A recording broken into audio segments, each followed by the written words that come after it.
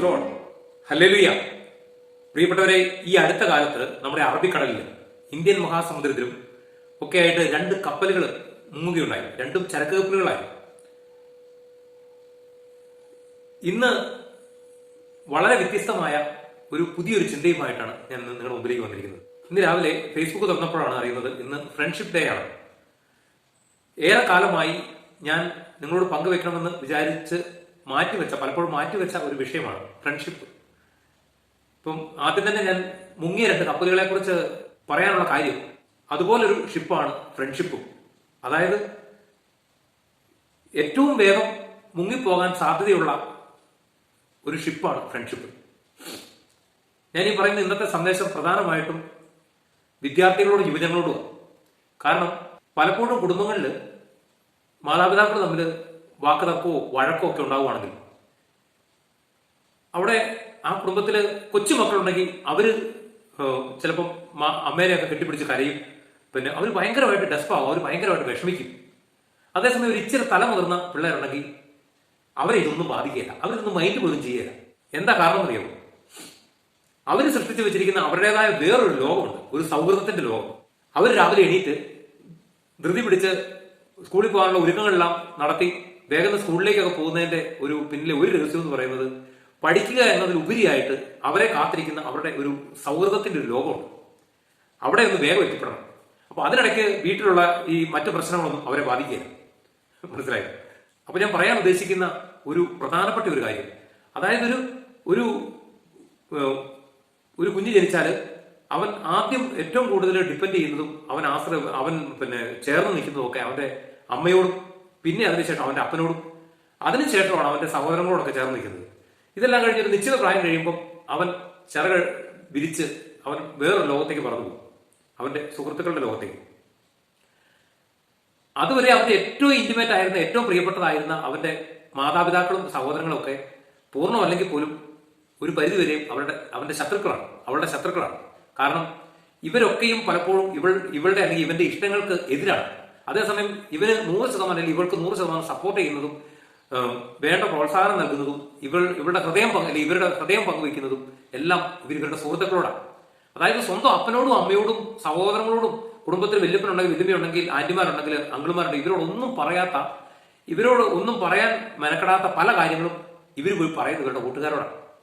മനസ്സിലായോ?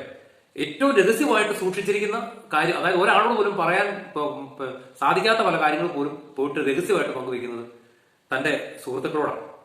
ഇവർക്കറിയാം അവരത് വേറെ ആരോടും പറയില്ല. പക്ഷേ ചില സമയത്ത് അത് പൊളിയും. അതാ ഞാൻ ആദ്യം പറഞ്ഞത്, ഏറ്റവും ആദ്യം മുങ്ങുന്ന ഷിപ്പ് എന്ന് പറയുന്നത് ഫ്രണ്ട്ഷിപ്പാണ്. അപ്പൊ നമ്മുടെ ആരോട് പറയരുതെന്നൊക്കെ പറഞ്ഞ് പ്രോമിസ് ചെയ്യിപ്പിച്ചിട്ട് പറയുന്ന ഏറ്റവും രഹസ്യമായ കാര്യം 2 ദിവസം കഴിയുമ്പോൾ മറ്റൊരു വ്യക്തി നമ്മളോട് പറയും, അല്ലെങ്കിൽ നമ്മളോട് ചോദിക്കും, എന്താ ഇതിന്റെ കാര്യം? ഈ വ്യക്തി നമ്മൾ പറയരുതെന്ന് പറഞ്ഞാൽ നമ്മുടെ ഏറ്റവും അടുത്ത സുഹൃത്ത് അല്ലെങ്കിൽ ആ ഒരു കൂട്ടുകാരൻ അല്ലെങ്കിൽ കൂട്ടുകാരി ഇത് വേറെ മറ്റൊരു വ്യക്തിയോട് പറഞ്ഞു കഴിഞ്ഞു. അപ്പോൾ അവൻ നമ്മളോട് ചെയ്ത അല്ലെങ്കിൽ അവൾ നമ്മളോട് ചെയ്തത് ചതിയല്ലേ? നമുക്ക് അവനെ അല്ലെങ്കിൽ അവളെ വിശ്വസിക്കാൻ കൊള്ളുവോ? പ്രിയപ്പെട്ടവരെ, ഇത് പറയുമ്പോൾ നമുക്ക് 100% വിശ്വസിക്കാൻ കൊള്ളുന്ന, നമുക്ക് 100% ചേർന്ന് നിൽക്കാൻ പറ്റുന്ന ഒറ്റ സുഹൃത്തെ ഈ പ്രപഞ്ചത്തിലുണ്ട്. അതാ ഞാൻ ഇന്ന് പറയാൻ ഉദ്ദേശിക്കുന്ന ഏറ്റവും പ്രധാനപ്പെട്ട കാര്യം. അത് നമ്മുടെ ഈശോയെ. ഈശോ നിന്നോട് ചോദിക്കുകയാണ്, will be you my friend? നിനക്കെന്റെ കൂട്ടുകാരനാകാമോ? നിനക്കെന്റെ കൂട്ടുകാരി ആകാമോ? ഈ ഫ്രണ്ടിന് മറ്റൊരു നിർവചനവും കൂടെ അതിന് പിന്നിൽ മറഞ്ഞിരിപ്പുണ്ട്. പ്രിയപ്പെട്ടവര്, ഫ്രണ്ട് എന്ന് പറഞ്ഞാല് നമ്മുടെ മുമ്പിൽ നിൽക്കാൻ അല്ലെങ്കിൽ നമ്മുടെ മുമ്പിൽ നിർത്താൻ യോഗ്യതയുള്ള ഒരു വ്യക്തിയായിരിക്കണം. അതാണ് യഥാർത്ഥ ഫ്രണ്ട്. നമ്മുടെ സുഹൃത്തായിട്ട് നമ്മൾ തിരഞ്ഞെടുക്കുന്ന ഒരു വ്യക്തി, ആ വ്യക്തി നമ്മുടെ ഫ്രണ്ടാണ്. അതായത് ഇംഗ്ലീഷിൽ ഫ്രണ്ട് എന്ന് പറഞ്ഞു കഴിഞ്ഞാൽ 2 അർത്ഥമുണ്ട്. ഒന്ന് സുഹൃത്ത്, മറ്റത് മുൻപ്, അല്ലെ? ഒറ്റ അക്ഷരത്തിന്റെ വ്യത്യാസത്തിലാണ് ഇതിനർത്ഥം മാറുന്നത്. ഒരു ഫ്രണ്ട് എന്ന് പറയുമ്പോൾ സുഹൃത്ത്, മറ്റൊന്ന് ഫ്രണ്ട് എന്ന് പറയുമ്പോൾ ഒറ്റ അക്ഷരത്തിന്റെ വ്യത്യാസത്തിൽ അതിന് മറ്റൊരർത്ഥം വരികയാണ് മുൻപ്. യഥാർത്ഥ സുഹൃത്ത് എന്ന് പറയുന്നത് യഥാർത്ഥത്തിൽ നമ്മുടെ മുമ്പിൽ നിന്ന് നമ്മളെ മുന്നോട്ട് നയിക്കാൻ യോഗ്യതയുള്ള ഒരു വ്യക്തി ആയിരിക്കണമെന്ന് സാരം. സത്യത്തില് നമ്മൾ നമ്മുടെ സുഹൃത്തുക്കളെ ഒന്ന് പരിശോധിച്ച് നോക്കുകയാണെങ്കിൽ അങ്ങനെയാണോ? ഇതിനെക്കുറിച്ച് പറയുമ്പോൾ ഇതിന് 2 തലങ്ങളുണ്ട്. ഒന്ന്, ഞാനൊരു മദ്യപിക്കുന്ന ഒരു വ്യക്തിയാണെങ്കിൽ ഞാൻ തെരഞ്ഞെടുക്കുന്നത് മദ്യപിക്കുന്ന ഒരു വ്യക്തിയാണ്. മനസ്സിലായോ? ഞാൻ തിയേറ്ററിൽ പോയിട്ട് സിനിമ കാണുന്ന ഒരു ഹാബിറ്റിന്റെ ഒരു ഉടമയാണെങ്കിൽ ഞാൻ തെരഞ്ഞെടുക്കുന്ന എന്റെ സുഹൃത്ത് എന്ന് പറയുന്നത് അതുപോലെ സിനിമ കാണാനായിട്ട് താല്പര്യമുള്ള ഒരു വ്യക്തിയാണ്. പക്ഷേ മറ്റൊരു പ്രശ്നമുണ്ട്. ഈ ഞാൻ സിനിമ കാണാനായിട്ട് തിരഞ്ഞെടുത്ത വ്യക്തിക്ക് അവന് മറ്റൊരു ഹാബിറ്റും കൂടിയുണ്ട്. അവൻ ഈ നീലചിത്രങ്ങളും കാണും, മോശ സിനിമകളും കാണും. ഞാൻ അങ്ങനെയല്ല, ഞാൻ നോർമൽ സിനിമകളെ കാണുള്ളൂ. അപ്പോൾ എന്റെ ഇഷ്ടങ്ങൾക്കല്ല എന്റെ കൂടെ നിൽക്കുന്ന എന്റെ സുഹൃത്തിന്റെ ചില ഇഷ്ടങ്ങളുടെ കൂടെ ഞാനും നാളെ നിൽക്കേണ്ടി വരും. അവിടെയാണ് ഇതിനകത്ത് ഏറ്റവും വലിയൊരു പ്രശ്നം. എനിക്ക് എന്റെ ഇഷ്ടങ്ങൾക്കെല്ലാം സപ്പോർട്ട് ചെയ്യുന്ന അവനെ എനിക്ക് അവന്റെ ഒരു കാര്യം വരുമ്പോൾ എനിക്ക് മാറ്റി നിർത്താൻ പറ്റുമോ? അപ്പോൾ ഓട്ടോമാറ്റിക്കായിട്ട് എന്ത് ചെയ്യും? സാധാരണ നോർമൽ കണ്ടീഷനിൽ കുഴപ്പമില്ലാത്ത സിനിമകളെല്ലാം കണ്ടുകൊണ്ടിരിക്കുന്ന വ്യക്തിയായ ഞാൻ നാളെ എന്റെ സുഹൃത്തിന്റെ ഇഷ്ടങ്ങൾക്ക് വേണ്ടിയിട്ട് ഞാൻ എന്ത് ചെയ്യും? ഞാനും അവനെപ്പോലെ മോശ സിനിമകൾ കാണുന്ന ഒരു അവസ്ഥയിലേക്ക് വരിക. അപ്പോൾ എന്ത് ചെയ്യും? ആ മോശ സിനിമയിലെ അഴുക്കെല്ലാം കൂടെ എന്റെ ഹൃദയത്തിലേക്ക് നിറയും. ഈ പറഞ്ഞ മോശ സിനിമ കാണുന്ന അവന് മറ്റൊരു സുഹൃത്തുണ്ട്. അവനും മോശ സിനിമ കാണുന്നത് മാത്രമല്ല, ഈ മോശ സിനിമയിൽ കണ്ടതുപോലത്തെ പ്രവൃത്തികൾ ചെയ്യാനായിട്ട് കാശ് കൊടുത്ത് ചില ഇടങ്ങളിലൊക്കെ പോകുന്നൊരു വ്യക്തിയാണ്. അപ്പോൾ ഓട്ടോമാറ്റിക്കായിട്ട് എന്ത് ചെയ്യും? എന്റെ സുഹൃത്ത് എന്നെ വിളിക്കും അവന്റെ കൂടെ പോകാനായിട്ട്. ചുരുക്കി പറഞ്ഞു കഴിഞ്ഞാൽ എന്റെ പ്രിയപ്പെട്ട സഹോദരങ്ങളെ, ഇതൊരു റാലി, ഇതൊരു ക്യൂ ആണ്, ഒരു ക്യൂ.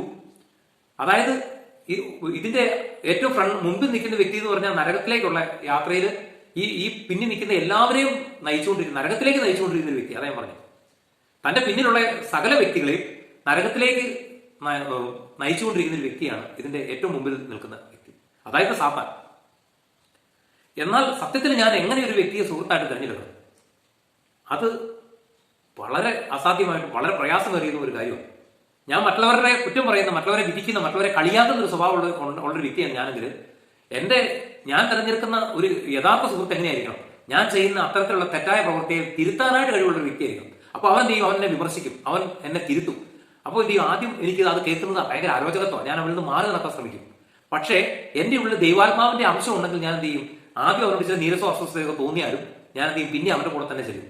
അപ്പോൾ എന്ത് ചെയ്യും? ഓട്ടോമാറ്റിക്കായിട്ട് അവൻ നാളെ അവനെ പ്രാർത്ഥനാ ഗ്രൂപ്പിലേക്ക് ക്ഷണിക്കും, നല്ല നല്ല പ്രോഗ്രാമുകളിലേക്ക് ക്ഷണിക്കും, നല്ല നല്ല കാര്യങ്ങൾ കേൾക്കാനായിട്ട്, അങ്ങനെയുള്ള കാര്യങ്ങളിലേക്ക്, നന്മയിലേക്ക് നയിക്കും. അവന് മറ്റൊരു സുഹൃത്തുണ്ട്. ആ വ്യക്തി എന്ത് പറയുന്നത്, എല്ലാ ദിവസവും പരിശുദ്ധ ബലിയിൽ പങ്കെടുക്കുകയും നിരന്തരം പ്രാർത്ഥിക്കുകയൊക്കെ ചെയ്യുന്ന, എന്ത് പറയണം, ഈശോയെ പ്രസംഗിക്കുകയൊക്കെ ചെയ്യുന്ന നല്ലൊരു വ്യക്തി, ഒത്തിരി സഹായങ്ങൾ മറ്റുള്ളവർക്ക് ചെയ്യുന്ന ഒരു വ്യക്തിയാണ്. ഓട്ടോമാറ്റിക്കായിട്ട് എന്ത് ചെയ്യും? എന്റെ സുഹൃത്തിന്റെ കൂടെ ഞാൻ ആ വ്യക്തിയുടെ അരികിലേക്ക് കടന്നു ചെല്ലാൻ ഇടവരും. ആ വ്യക്തിക്ക് മറ്റൊരു സുഹൃത്തുണ്ട്, അവൻ അതിനേക്കാൾ കുറച്ചും കൂടെ ശ്രേഷ്ഠനാണ്. അപ്പൊ ഓട്ടോമാറ്റിക്കായിട്ട് എന്ത് ചെയ്യും? ഈ ഒരു ക്യൂ എന്ന് പറയുന്നത് അതിന്റെ ഏറ്റവും മുമ്പിൽ ആരായിരിക്കും ഉണ്ടാകുക? അത് ഈശോയായിരിക്കും. ആ ക്യൂ എവിടെ ചെന്ന് അവസാനിക്കും? സ്വർഗത്തിൽ ചെന്ന് അവസാനിക്കും. അതുകൊണ്ട് പ്രിയപ്പെട്ടവരെ, നമ്മുടെ സുഹൃത്തിന്റെ കൂടെ നിൽക്കുമ്പോൾ ആ വ്യക്തി നമ്മൾ ചെയ്യുന്ന ശരിയല്ലാത്ത പ്രവൃത്തിയെ വിമർശിക്കുന്നുണ്ടെങ്കിൽ, കുറ്റപ്പെടുത്തുന്നുണ്ടെങ്കിൽ, നമ്മളെ തിരുത്താൻ ശ്രമിക്കുന്നുണ്ടെങ്കിൽ, നമ്മൾ തീർച്ചയായിട്ടും ആ വ്യക്തി ഒഴിവാക്കരുത്. അവരിൽ നിന്ന് ഒഴിഞ്ഞു മാറി നടക്കരുത്, അവനോട് ചേർന്ന് നിൽക്കണം.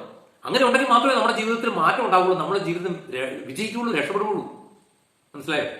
ഈ വീഡിയോയിൽ മറ്റൊരു ചിത്രം കൂടെ ഞാൻ നിങ്ങളെ കാണിച്ചത്. അതായത് ഇങ്ങനെ നമ്മളൊരു നല്ലൊരു വ്യക്തിയെ സുഹൃത്തായിട്ട് തിരഞ്ഞെടുക്കുമ്പോൾ നമ്മൾ യഥാർത്ഥത്തിൽ തിരഞ്ഞെടുക്കുന്ന ആരെയാണ്? നമ്മൾ ഈശോയെ തിരഞ്ഞെടുക്കുന്നത്. എന്റെ ഫ്രണ്ടായിട്ട്, എന്റെ സുഹൃത്തായിട്ട്, എന്നെ നയിക്കാനായിട്ട് ഞാൻ തിരഞ്ഞെടുക്കുന്നത് ഈശോയാണ്. അപ്പോഴെന്ത് ചെയ്യും? ആ പ്രകാശമായ ആ ഈശോയെ ഞാൻ ഈശോയുടെ പിന്നിൽ നിൽക്കുമ്പോൾ ഈശോയിലെ പ്രകാശം എന്നിൽ വന്ന് നിറയും. പക്ഷെ ഒരു കാര്യമുണ്ട്, എന്റെ പുറകില് അതുകൊണ്ട് തന്നെ ഇരുട്ട് വരും. ആ ഇരുട്ടിന്റെ മറവില് എപ്പോഴും ഒരു തിന്മയുടെ ശക്തി ഉണ്ടാവും. അതായത് എന്നെ പിന്തിരിപ്പിക്കാൻ, എന്നെ യേശുവിൽ നിന്ന് പിന്തിരിപ്പിക്കാനായിട്ട് നിരന്തരം എന്നെ പ്രലോഭിപ്പിച്ചുകൊണ്ടിരിക്കുന്ന, എന്നെ പിന്തിരിപ്പിക്കാൻ ശ്രമിച്ചുകൊണ്ടിരിക്കുന്ന ഒരു ദുഷ്ടശക്തി എന്റെ പിന്നിലുണ്ട്. അവൻ എന്നെ എപ്പോഴും തോണ്ടി വിളിച്ചുകൊണ്ടിരിക്കും, എടാ ഇങ്ങോട്ട് തിരിയടാ. തിരിഞ്ഞു കഴിഞ്ഞാൽ എന്താ സ്ഥിതി? പിന്നെ അടുത്ത നിമിഷം എന്റെ ഫ്രണ്ട്, ആ തെറ്റായ വ്യക്തി, അതായത് എന്റെ ഫ്രണ്ട് സാത്താനാവുകയും എന്റെ മുഖം, എന്റെ ശരീരം മുഴുവൻ ഇരുണ്ടു പോവുകയും ചെയ്യും. ഈശോ അവിടെ എന്തായി? എന്റെ ബാക്കായി. ഈശോ അവിടെ എന്തായി? എന്റെ ബാക്കായി, എന്റെ ഫ്രണ്ടല്ല പിന്നെ. അതുകൊണ്ട് പ്രിയ മക്കളെ, പ്രിയ സുഹൃത്തുക്കളെ, നിങ്ങൾ നിങ്ങളുടെ ജീവിതത്തിലേക്ക് ഒന്ന് നോക്കുക, നിങ്ങളുടെ ജീവിതത്തെ ഒന്ന് വിലയിരുത്തുക. നിങ്ങൾക്ക് സുഹൃത്തുക്കളുണ്ടോ? ഉണ്ടെങ്കിൽ ആ വ്യക്തിക്ക് എന്തെല്ലാം കുറവുകളുണ്ട്? ആ വ്യക്തിയുടെ സുഹൃത്തായ ബാക്കായ, അതായത് സുഹൃത്തായ നിന്നിൽ എന്തെല്ലാം കുറവുകളുണ്ട്? നിന്റെ സുഹൃത്തിന്റെ മറ്റു സുഹൃത്തുക്കൾ ആരൊക്കെയാണ്? ഈ ഒരു റാലി, ഈ ഒരു ക്യൂ, ഇത് എങ്ങോട്ടാണ് പോകുന്നത്? രക്ഷയുടെ അനുഭവത്തിലേക്കാണോ നാശത്തിന്റെ അവസ്ഥയിലേക്കാണോ? ഒന്ന് വിലയിരുത്തുക. ഓക്കെ, ഈ വീഡിയോ കണ്ടുകൊണ്ടിരിക്കുന്ന എല്ലാ പ്രിയപ്പെട്ട മക്കളെയും ഈശോ സമൃദ്ധമായിട്ട് അനുഗ്രഹിക്കട്ടെ. ഇന്നു മുതൽ ഈശോ നിങ്ങളുടെ യഥാർത്ഥ സുഹൃത്തായി മാറട്ടെ. ആമേൻ.